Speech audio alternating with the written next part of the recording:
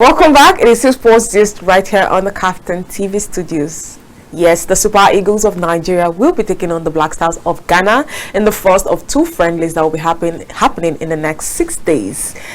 Whew, we talked about the battle of the jollof. The jollof. But I don't know, Osimhen might miss these friendlies because of injuries here and there.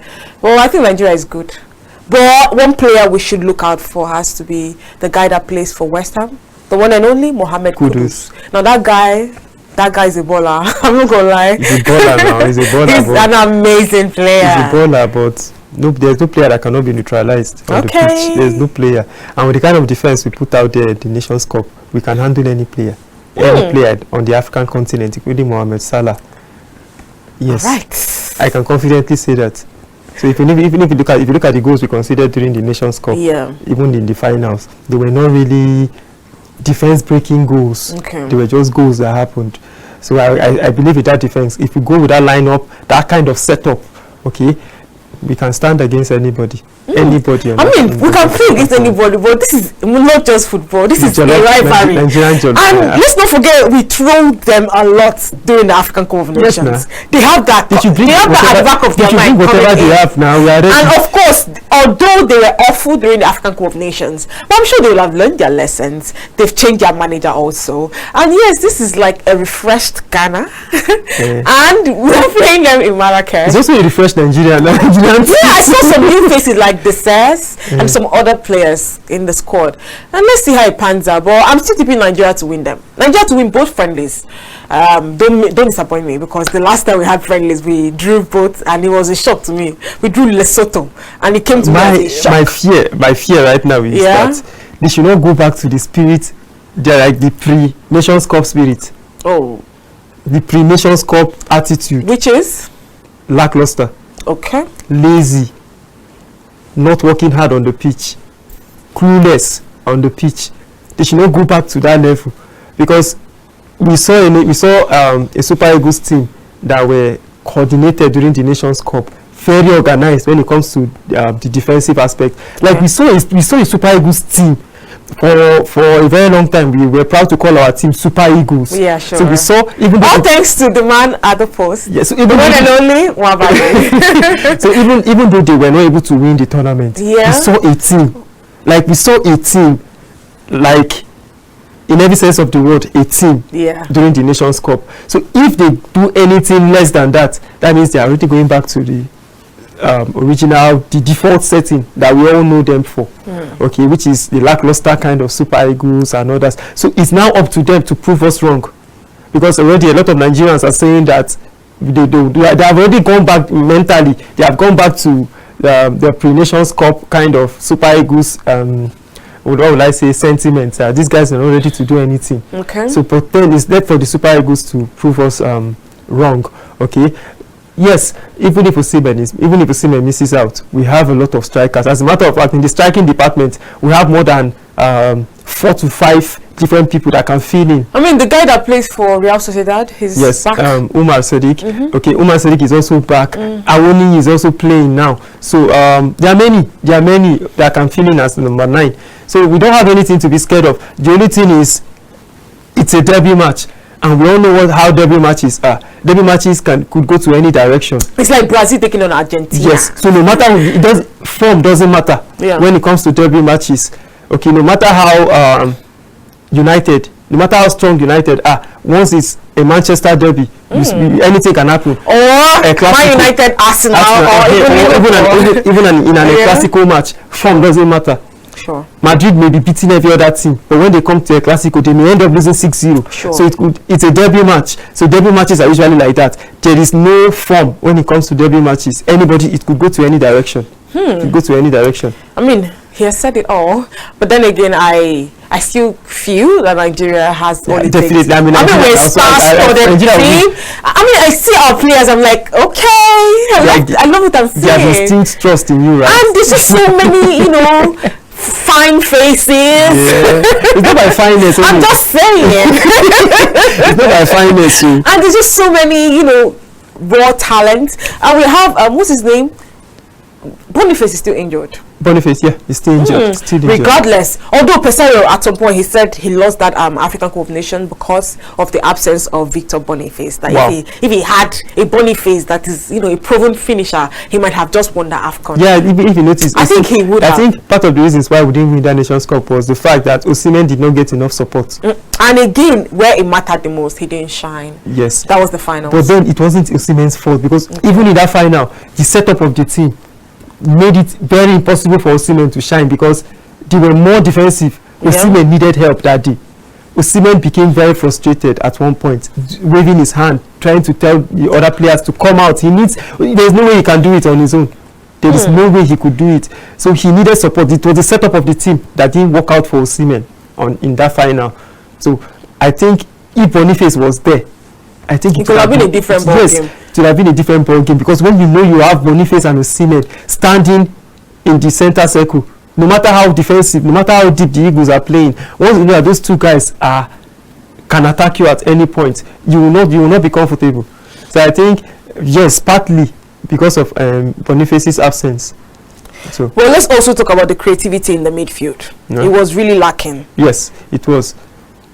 And that was the fact that he went with only four midfielders throughout the entire tournament. All right. 5 midfielders. 26-man list that has been invited for the friendlies. In the goalkeeping session, we have Stanley Nwabali, of course, Victor Uzoho and Ojo Olorunleke.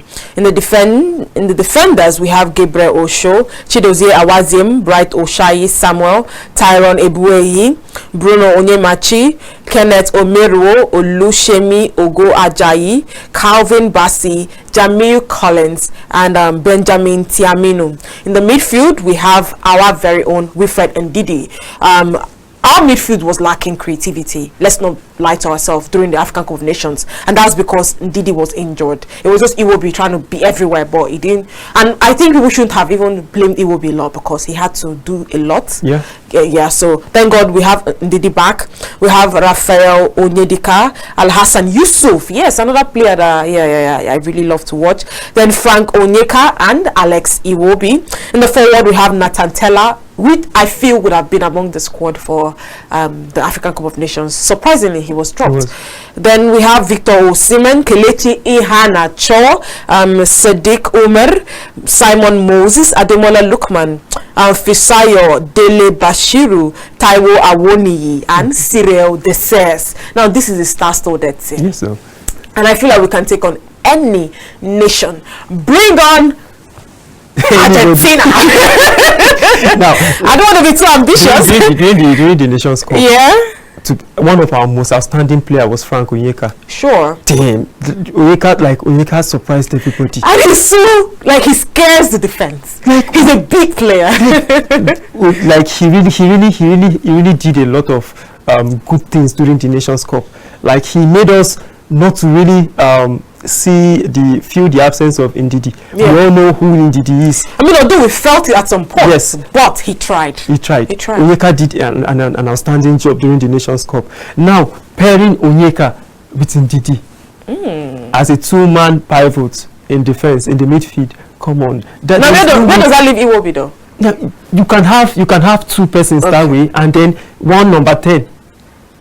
That is where the 4-2-3-1 for information comes in. That is what most clubs use these days. The 4-2-3-1 formation, having a two defensive pivot in midfield. So now one of them can go forward while the other one stays back. Most teams most coaches right now, modern coaches, they set up their team in that way.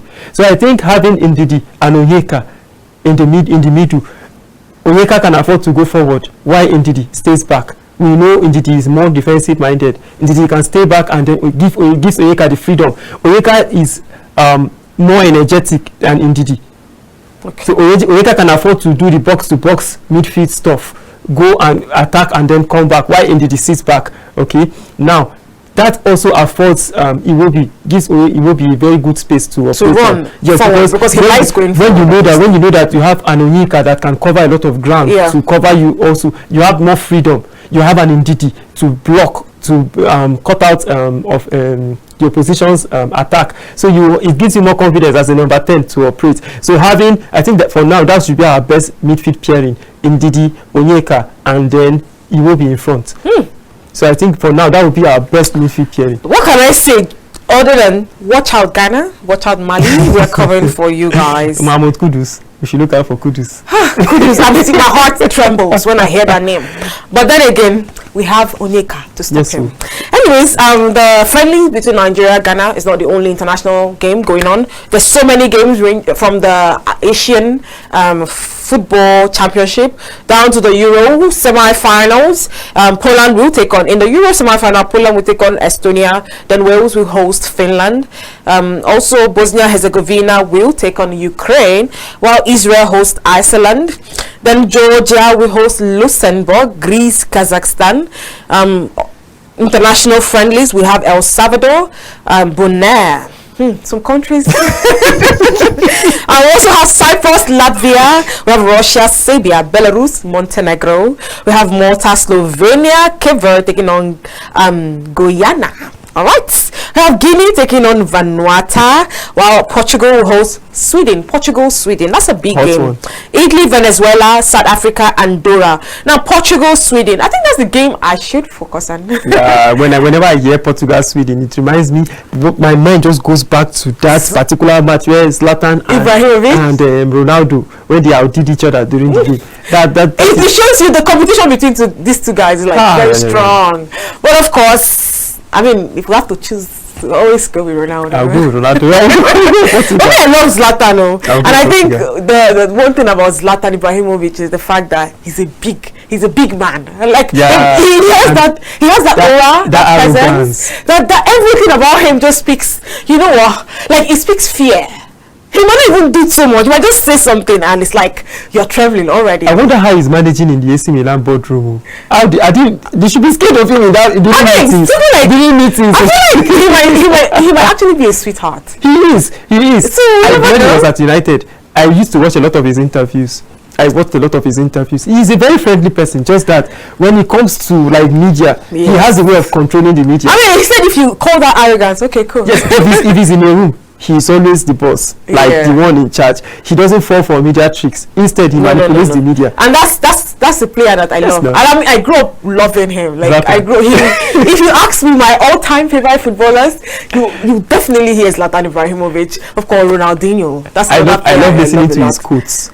I think the one he said, it's better for people to hate him than love him. I think that one stands. And also the one he talked about his wife. That he proposed. And they also the birthday. I mean, there's just so many.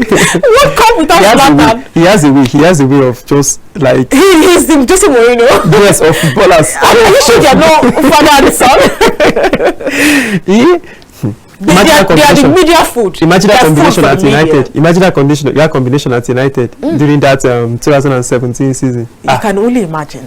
and funny enough, it worked out well. Mourinho loves Zlatan. Zlatan loves Mourinho. And now it's coming to me as a shock because Zlatan and Pep Guardiola, I don't think they have a good relationship. They don't. But for Jose, it goes to tell you that these men are actually really sweethearts. They love each other. Oh my gosh. Yeah, but then again, Zlatan Ibrahimovic is no longer in the Sweden team. We have other players too. And Ronaldo's already, you know, I don't even know if he's 39. Yeah, he's and he's currently enjoying himself in an island in Saudi Arabia. So I wonder if he will be playing today. Ronaldo? I doubt it because when I saw the players that came back for Portugal game, he was not there. Maybe he will come. Ronaldo as a player is somebody that you need to manage very well. Right now, you need to manage him. You don't need to give him too much workload. Okay, as a player, as determined as he is, you cannot beat nature. Okay. So he is 39. So there is a way you have to find a way to manage him. Okay, so that he can last longer. Putting too much workload on his foot, his two legs may make them weak, and fatigue can easily set in. So I don't know. There are exceptional players like Pepe. We all know Pepe doesn't mind playing at 42. You still be running around, starting matches. So Ronaldo is somebody that should know. And just imagine Ronaldo getting injured on international duty. That will not be good for our I think they are just trying to manage him so that he lasts longer for them, because as old as he is right now, he's still very relevant to the team. Yeah, he is. His presence alone. Yes, still very relevant. And the fact that when he's there, we have thousands of people trooping out in their numbers to just watch them so play. He's still a very important player for the Portuguese national team. So his presence alone can boost others. Sure. Okay, get them to be at their best. Okay, so but then you have to still manage him. Find a way to manage Ronaldo. Yeah. Because Ronaldo, you cannot beat nature, no matter how no, you can't. Ronaldo will be 40 next year, February, and he believes he can play with his son. Play alongside, I beg your pardon. Play alongside that dream. I don't think that dream. But then that dream is looking more like an impossible dream, because I feel like when next year comes, Ronaldo, even if he gets a call-up for Portugal, it might just be maybe once in a while. And Ahmed Musa kind of rule. Thank you. Just be in the team. Sit down. Just sit down and encourage them. Your presence. Yeah. I didn't even see his name in this. I said so. I'm just saying, like, I feel like he might not even feature in today's game. It might just be Portugal taking on Sweden, the normal Portugal. Is it friendly? Is it friendly? I mean, so it's not a friendly though. It's not a friendly. It's more like a Euro. Okay. Maybe it's a friendly though, but then again, it's not a serious game. But let's see how that pans out for them. But Ronaldo playing alongside Cristiano Jr. Now that's he's still playing for the under-12. But LeBron James playing alongside his son looks more realistic. Yes, now more realistic because he's already age. Yes, Ronaldo Jr. is still playing for the under-12s. Oh, that's before he progresses to under 13, 18. Let's say he skips and then moves to under 18. No. Ronaldo may be around 42. No, Ronaldo, we love you, but so that's an impossible dream. Unless they end up playing in. But he can always be a coach to his son. But unless they end up playing in their local championship, like maybe area football match, organize a friendly game. A friendly game between like a retired Ronaldo and then his son will play in retired Ronaldo's team. That's what may happen. Okay. Otherwise, I don't think that's possible. Anyways, let's see how that pans out. But let's talk about something I talked about earlier. The problem with Brazilian players. Now, I love Brazilian players. Like, they're like the best players the world of football has produced. You know, from Romario, Fico, Gaucho, Ronaldinho, Pelé, Cafu, Roberto Carlos, Robinho, Neymar, Dani Alves. So many great players.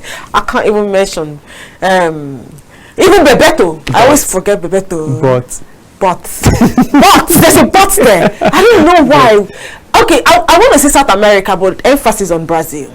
Because I know the late Diego Armando Maradona was also very reckless. But then again, I saw the news of Robinho.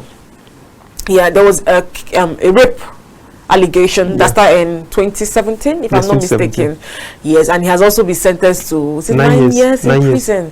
Same thing, Dani Alves, although Dani Alves is out on bail. But then again, why is it reoccurring? Why is it the fact that they leave South America, they come to Europe, they make the money, they make a name for themselves, but then again they start living life on the fast lane. And is it the money? Because I mean, some players have seen more money than, but discipline. Doesn't discipline have to? I feel sometimes it has to do with upbringing. Okay. Now, when you look at most of these Brazilian players, okay, the samba kind of lifestyle is all about partying. We have seen many instances when Adriano, when he was still actively playing.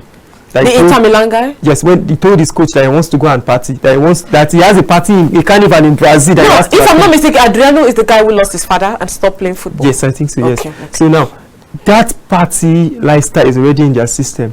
Okay. Now imagine a player telling the coach that he has a carnival that he wants to go. Have you met Neymar? In Brazil. Yeah. So they had a bet that if he scores 2 goals, he's free to go. And he ended up scoring 2 goals in the first half. And he told the coach to substitute him. That he wants to go. And the coach did it. Wow. And he traveled and went to Brazil to go and party. Why am I saying this? They are so used to having, I don't want to say reckless lifestyle, but the partying kind of lifestyle. And we all know what could happen from a party.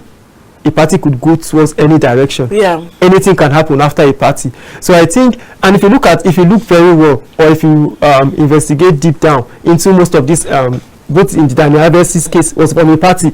that thing happened. And if you even, and it always happened maybe under the influence of alcohol. So now because of that party lifestyle, they're always prone to finding themselves in these situations, because once you're already high on alcohol or any kind of drug, you can do anything. So I think that is why they keep falling prey to this kind of, like, I was so disappointed when I saw Robinho's Zone this morning. It was bad. Really like bad. It was really heartbreaking, because Robinho is a player I really admired a lot growing up. So that's why I see most of these players recently. Hendrick, the upcoming star, the one Madrid just signed. He said, like, we don't know how he's going to develop, but then for now, he said he doesn't party, he doesn't go out. I hope he prefers after training he goes home to stay with his mom, his parents, and then lives a normal life with his parents as in 17 years old. Learn from Lionel Messi. He's Messi not from South America. Yes. So now most times you don't find this with Argentines, just few Argentines. Diego Maradona. So, but if you take out Maradona out of the picture, you hardly hear about an Argentine player involved in this kind of stuff. They're all South Americans. Uruguay players are also South Americans. It's mostly with Brazilians. Yes. So I think it just. Neymar threw an all-white party when he was in PSG for all. He's so look at his career. Mbappe will probably win the Ballon d'Or, but Neymar will never win the Ballon d'Or. Never. And Neymar was in his prime. In his prime, he was way more promising than Kylian Mbappe. Neymar got into the Ballon d'Or top 10 when he was still playing in Brazil. Yes. When he was still playing in Brazil, he was 17 then also. He was so good. He was so promising. He was so good. Then I was still in the university. I used to go and look for Wi-Fi. I mean, I have a kid brother that looked up to Neymar as a child. Just to download Neymar. Because Neymar is a joy to watch. You know, some people liken him with Ronaldinho. His dribbling skills. Yeah. And some people even take Neymar over Ronaldinho, although me, I would take Ronaldinho anytime, any day. But my point is, in his prime, Neymar looked like a player that would have won 3 Ballon d'Or. Yes. But and I think that move to PSG, I will say till tomorrow, was wrong. He could have stayed with the MSN gang. His chances of winning the Ballon d'Or was higher now. When he was still at PSG, when he was still at Barcelona, he consistently made the top 10. When he was still at Barcelona, sure, and that made him get closer to the Ballon d'Or. Yes, but stepping aside to PSG, like, moved him further away from winning the Ballon d'Or. Now, why do you think Cristiano Ronaldo did so well in Real Madrid, especially playing alongside Lionel Messi? Now, the rivalry between Messi and Ronaldo helped Ronaldo a lot. He talks about it all the time. He needed that competition. That push. He needed that extra push. Everybody needs it. You're in a place, you see this person doing so well, and you know you can actually, do better. Ronaldo kept working hard, and when you see, that's why any El Clasico was El Clasico when Messi and Ronaldo and Messi. It was always about them, because it shows that's when they get to play, against each other, and the rivalry. I think the rivalry helped them grow. Yeah, both of them grow. That's why I think the best choice for Mbappe is to leave PSG and join Madrid. He's obviously going because you get more competition there. Yeah. Okay, you push yourself there. Now you have a higher chance. You are playing with the best set of players, okay, that could win you the Champions League. And if Mbappe doesn't win the Champions League, there is no way I see him winning. I mean, PSG has been paired alongside is it Barcelona? Yes. Yeah, Barcelona. Yes. Okay. Let's see how that pans out. They will kill each other at the end. They will fight. I don't know. And the last time Mbappe went to Camp Nou, he scored a hat-trick. What do you think might win the next Ballon d'Or? That's a question I really wanted to ask. For now, it's very open. You know what? Let's leave it. Let's leave it till the Champions League ends and the Euros. There are a lot of criteria. Then we now decide. Yeah, there are a lot of criteria. Let's say I will determine that this year. I doubt. For Real Madrid wins the Champions League. Okay. And England wins the Euros. Obviously, Bellingham will win the Ballon d'Or. Definitely Bellingham. But then again, okay, now let's say Man City wins the Champions League. And France wins. So the Euros. It will be very confusing. Please, I want them to stress it by little. In a year where there is Euros, okay, I think it will boil down to European best player of the year. Euros has more say, like. But let's not forget when Italy won it, and Chelsea had just won the Champions League. And Jorginho. Now they couldn't. But Jorginho won Euros now. He won the Euros. He was UEFA's best player. Yes. But he didn't win the Ballon d'Or. So it can always go either way. Even that year, I personally felt Jorginho deserved it. You know what? I feel like if it was France, and N'Golo Kante in that same situation, I feel like all the captains, everybody will have voted N'Golo Kante. N'Golo Kante is actually a very lovable player. He's someone that even coaches want to vote for. I think he will have been. Even that year, Jorginho deserved it because true. He did a lot. He did not score a lot of goals, but he was at the center of both the Italian team. I mean, what did Cannavaro do? So, like, did he do too much in 2006? I wonder. That is why I always keep fighting against the fact that goal scorers they are more biased towards goal scorers. It makes me support the motion from Keylor Navas that says they should create a different Ballon d'Or for defenders and goalkeepers. Defenders, midfielders, category should have their own. That year it was Messi who won it, right? Yes, now.